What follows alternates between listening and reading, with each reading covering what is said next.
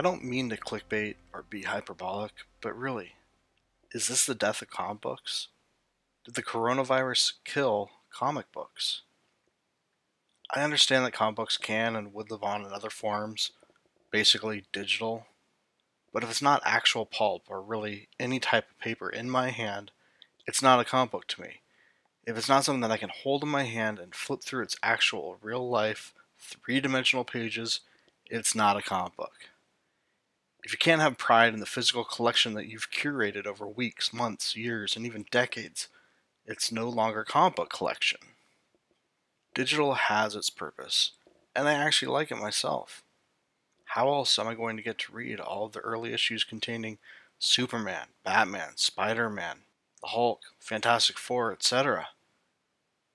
Yes, sometimes, at the publisher's whim, reprints are made, but they're not always that easily available. So, is this the death of actual physical comic books? I doubt it. Will the whole industry be put on pause? Most definitely. And even if it did get to the point where physical comic books did actually stop getting printed, I highly doubt that it would last too long. There's too much of a want and even need for them. If Marvel and DC and even some of the other big companies decide to stop print altogether, other smaller companies would pick up the proverbial torch. So what is actually happening now? A lot. That's the short answer. And it's not all just because of the beer flu. There have actually been many issues with the industry that have just gotten worse over time. The current state of the world is just magnifying the problem. If you want to know more about these problems, I highly recommend checking out Gary Buechler's channel Nerdrotic. I'll put a link in the info below to a video of his that explains some of the issues that have been plaguing the industry for a very long time. By the way, in case you didn't know, Gary used to own a comic book shop. Cheers, Gary! Seriously, check out his videos, they're awesome.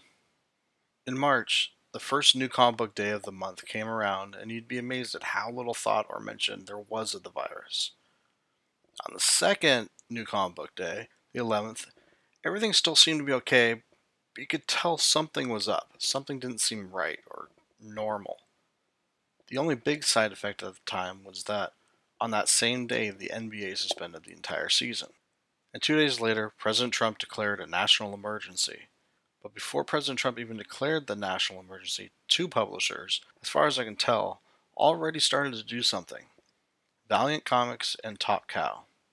It really wasn't much at all, but it was something. Just a simple message to everyone that they have free comics available to help just a little. This doesn't solve any problems, but communication is key. By the time we finally got around to the next new comic book day, things had definitely changed. My amazing local comic book shop, Comics Toons N Toys in Tustin, California, tweeted that they were open, at least until they are told to be otherwise. They made sure to communicate what they are doing to continue giving the best service possible to their customers while staying safe. And that many other local comic shops were already doing the same thing because that's what the comic book community does. Finally, the following day, the 17th, two publishers finally stepped up and communicated with its customers, the direct market comic shops, that they were working on plans to help comic book retailers. Was it Marvel and DC? Nope. Still nothing from them. It was Image Comics and Dynamite Entertainment.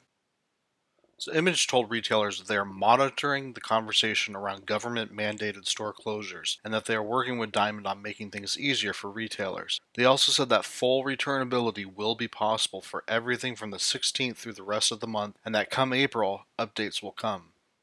Dynamite was pretty much on the exact same page, stating that they are going to start accepting returns either through Diamond or even directly if they have to. Oh wait, I almost forgot. Marvel was doing something on the 17th. They thought it would be a great time to release this monstrosity. Yep, this is what Marvel thought we wanted. I can't begin to say how bad this is and how off-base Marvel has become. Many other YouTubers have tackled this piece of human excrement, so I'll hold back. But at least, just take a look at the current like-dislike ratio. Yeah. Marvel has no clue who their audience is anymore. Back to the timeline. Because things are obviously progressing faster in the world, My local comic shop announced that they were starting curbside pickup and direct shipping. Once again, I bet any other LCSs that could, they were doing the same thing. And early the next morning of New Comic Book Day, they even announced that they would open up earlier for customers, as they could only allow a small number of people in the store at a time. It was on that same day, the 18th, that things seemed to finally be changing with the publishers, thanks mostly to Image Comics. Eric Stevenson, the chief creative officer and publisher at Image Comics, sent out an open letter to comic book publishers. And it's mainly about how the publishers aren't doing enough for the retailers, what they have plans to do, and what they would like others to do. One great thing that he does is indirectly call out the big two, Marvel and DC.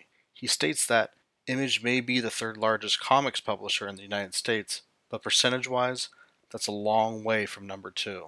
He further states that some publishers have already discussed the possibility of making their products returnable, but that's still not enough. We need everyone. Marvel did, at the least, announce that they were significantly increasing the comic store discounts. As nice as that sounds, it was specifically only for 2 weeks, of which by that time, many shops were already closed or had only very limited sales by curbside pickup or mail order. Once Image put out their letter, quite a few other publishers over the following week became much more vocal and pushed to support retailers. I know I'll miss a lot of what has happened and I can't follow every single publisher out there, but here's a lot of what I was able to find. Some companies immediately started posting to help support your local comic shop, and this was done in multiple ways, usually through tweets. Tweets like Valiant's with a simple message to support your local comic shop through curbside pickup and mail order. Aftershock had come through with pretty much the same sentiment and also tweeted to create a pull list if you didn't already have one. Image posted an awesome short comic by Alex Cox, Scotty Young, and Nate Picos. Whatever. Huge props to them. Vault came out with a proactive way of helping out comic shops by offering 2 advance free comics by purchasing any gift card from your local comic shop. They might be just digital copies, but they are advanced copies, and more importantly, money is going to your LCS. You can later feel free to pick up the physical copies of 100 Wolves #1 and Heavy #1 with your new gift card if you like them. Mad Cave Studios actually created a GoFundMe campaign as a relief fund for US comic book retailers. They set a goal of $100,000 and started off by pitching in the first $10,000. I'm really not sure how I feel about this. I love their donation of $10,000, but I would much rather the people that are donating to this instead purchase gift cards or actual comics if possible from their LCS. Both IDW and Boom Studios came out with pledges of support for retailers, and then Boom went a step further shortly after with a full retailer support services plan. This includes full returnability through June, some type of targeted advertising and promotion for comic shops that offer safe services such as curbside pickup and mail order, rare variant cover gift set, this actually sounds kind of cool, monthly 1 per store variant covers, Diamond Summit variant, and exclusive convention variant opportunities.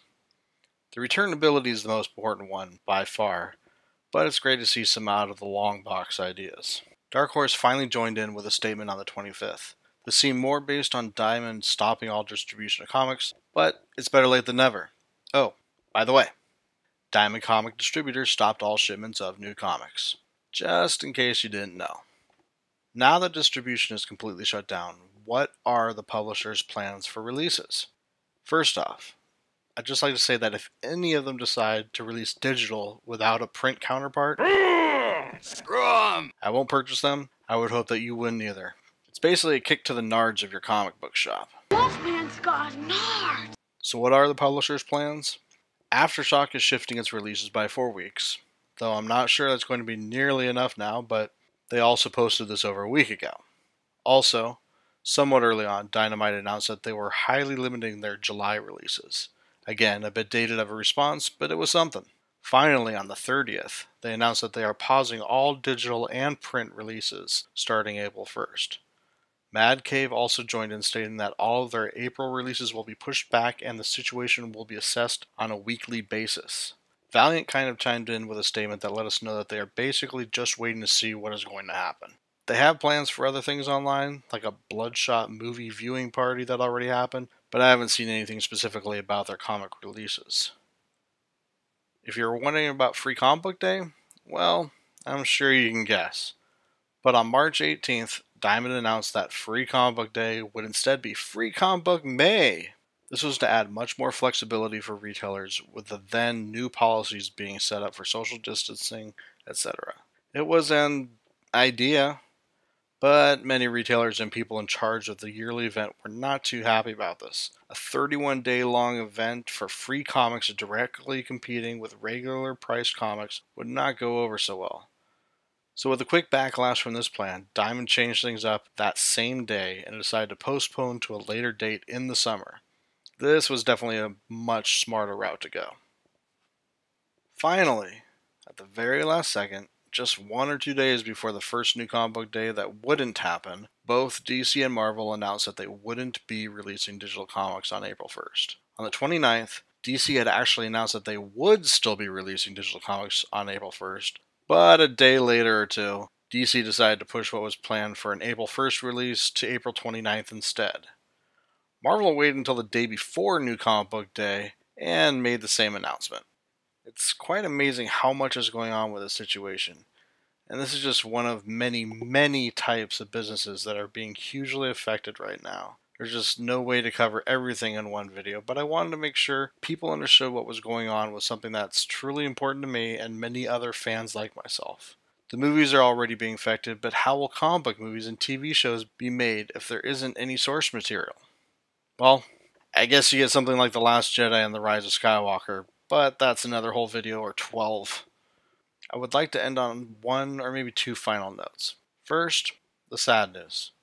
There's no way many shops are going to be able to weather this storm. And it's already started. Many shops have been on the edge for a long time, and this beer virus just made it impossible to continue. They can't make it through a week or two of just being completely shut down with minimal purchases while trying to pay rent, utilities, and employees, etc. Hopefully this ends soon and people will be able to get back to work and we can continue filling our short boxes, or long boxes if you so prefer. But then, on a bit more hopeful note, as I had mentioned before, my comic shop, Comics Toons N Toys, is awesome.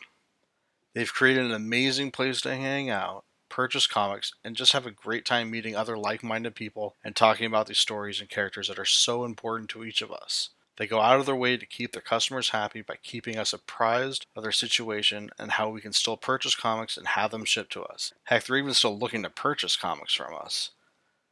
And the thing is, I may be talking about my local comic shop, but I know there are probably hundreds of stores out there doing the exact same thing, or at least something very similar, trying to do anything and everything they can for the customer while trying to stay afloat. So please, do what you can in supporting your local comic shop. Follow them on Twitter, Instagram, Facebook, or whatever social media they use. Retweet and share their posts and let others know that they are still there doing what they can. Buy comics from them if it's possible. Buy gift cards from them for comics that you know will be available in the future. Let them know that you support them. And I was just about to wrap up the video, but a few more things came to my attention that I think should be shared. So as Steve Jobs said best, but there is one more little thing. There are 2 major artists out there that are helping out, although there are probably more. First, I saw that Rob Liefeld was auctioning off original art of his for a week straight to benefit comic shops in need. Jim Lee seems to have had the same idea, but is doing a full 60 days worth. That's pretty crazy. And then 2 more comic publishers are helping out retailers in a big way. Bad Idea Comics, a company whose first comic was supposed to be released this May, was feeling mighty charitable and decided to donate $25,000 to the 100 retailers that are supporting their new venture. Then DC, a company with quite a bit more flexibility, just donated $250,000 that's been earmarked to provide support for comic book retailers and their employees. I just felt it was important to get those in there before finishing off this video. Anyway, thanks for watching, True Believers. If you enjoyed it, please subscribe, share, and hit that thumbs up button. If you didn't enjoy it, you probably stopped watching a long time ago. Otherwise, thanks for sticking through the video anyway, and stay safe out there.